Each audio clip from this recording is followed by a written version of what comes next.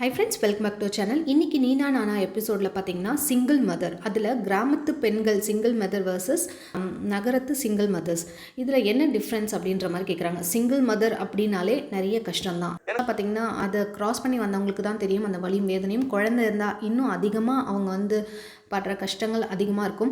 இதில் நடுவில் பார்த்திங்கன்னா சொந்தக்காரவங்க அவங்களுடைய பாயிண்ட் ஆஃப் வியூலேருந்து சில பேர் நக்கல் பண்ணுவாங்க, சில பேர் அக்கறையில் கேட்குறன்ற பேரில் நம்மளை குத்தி காட்டுவாங்க.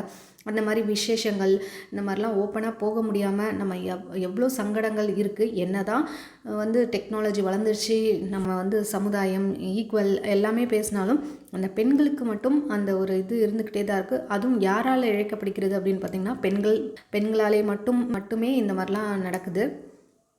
ஒரு பர்டிகுலர் வயசு வரைக்கும் பசங்களை வளர்க்க வச்சு அவங்கள எப்படியாவது ஆளாக்கணும் அப்படின்றதுல பெண் ஓடுறதுலையும் எந்த வேலை கிடைச்சாலும் செய்கிறதுலையும், ஆண் ஒரு மனைவி இழந்துட்டா அடுத்த மேரேஜ் பண்ணிக்கணும் ஏன்னா குழந்தைய பார்த்துக்க முடியாது தெரியாது அப்படின்றதுனால. ஆனால் பெண் உடனே அதை செய்ய முடியாது, செய்யவும் மாட்டாங்க. தான் குழந்தைய வைராக்கியமாக எல்லாருடையும் வாழ வச்சு பார்க்கணும் அப்படின்றது தான் ஒரு அம்மாவோட கடமையாக இருக்கும். ஓகேனா எனக்கு ஒன்றும் ப்ராப்ளம் கிடையாது அப்படின்னு சொல்லி தம்பி சொல்கிறாரு. நான் இங்கே ஒருத்தவங்க கிராமத்தில் தான் இருந்தாங்க. அவங்க ஹஸ்பண்ட் இறந்த பிறகு அவங்க பையன், பெரிய பையன் 2 பசங்க இருக்காங்களாம். இவர் பெரிய பையன்கிட்ட அவங்க ஆசிரியரே சின்ன ஸ்கூல் இருக்கான் அவங்க ஊரில், சின்ன ஸ்கூல்.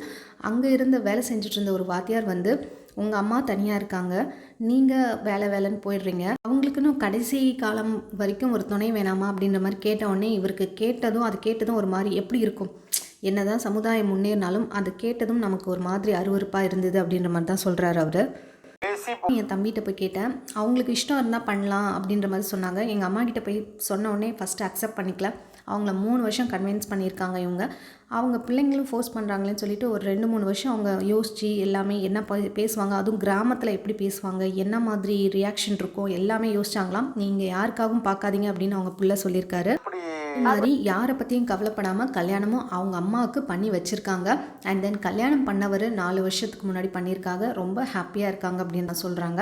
அண்ட் தென் அவரை கூப்பிட்டு பேசும்போது என்ன சொல்கிறாருன்னா, எனக்கு 2 பொண்ணுங்க, என் மனைவி இறந்த பிறகு என் பிள்ளைங்களை பார்த்துக்க ஆள் இல்லை, நானும் எங்கெங்கேயோ தேடினேன், யாரும் கிடைக்கல.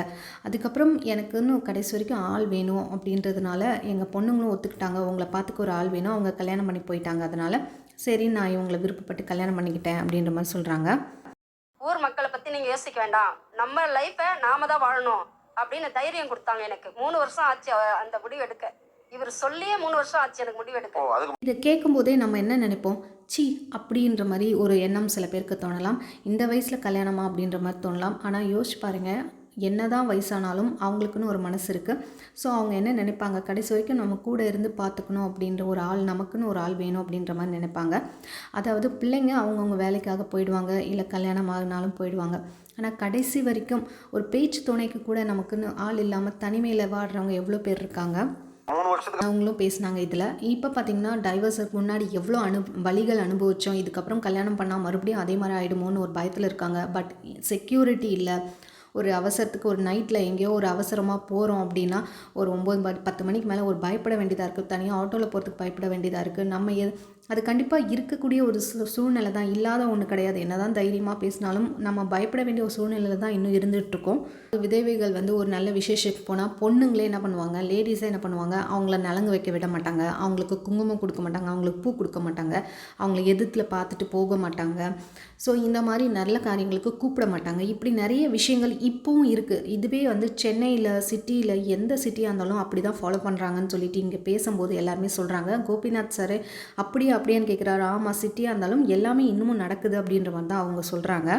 நாகரிகம்ன்றது உடையிலையோ இல்லை டெக்னாலஜி வளர்கிறதுல மட்டுமே நாகரிகம் கிடையாது. மனசளவில் பார்த்திங்கன்னா இன்னும் லேடிஸ் அவங்க மேலே வரணும்னு பேசினாலும் இந்த மாதிரி விஷயங்களில் இன்னும் முன்னெடுக்காமல் தான் இருக்காங்க. இன்னும் பாதி இடங்களில் அதெல்லாம் இன்னும் பின்பற்றப்பட்டு தான் வருகிறது. இப்போ பார்த்திங்கன்னா ஒரு கல்யாண சடங்கு எதுனாலும் பார்த்திங்கன்னா விதவைங்களை அந்த அளவு நின்று எந்த காரியத்தையுமே செய்ய விட மாட்டாங்க. அவர்கிட்ட கேட்கும்போது அவர் ரொம்ப ஹாப்பியாக நான் ஃபீல் பண்ணுறேன். இப்போது நான் யார் என்ன பேசினா என்ன, ஊர் பேச தான் செய்யும், வேறு எதுவுமே பண்ண போகிறதில்ல நமக்காக அப்படின்ற மாதிரி சொல்கிறாரு. நாங்கள் ரொம்ப ஹாப்பியாக இருக்கோம், அவர் என்னுடைய பிள்ளை தான், நான் அவரை பெற்றுக்கலனாலும் அவர் என்னுடைய பிள்ளை தான் அப்படின்ற மாதிரி சந்தோஷமாக சொல்கிறாரு.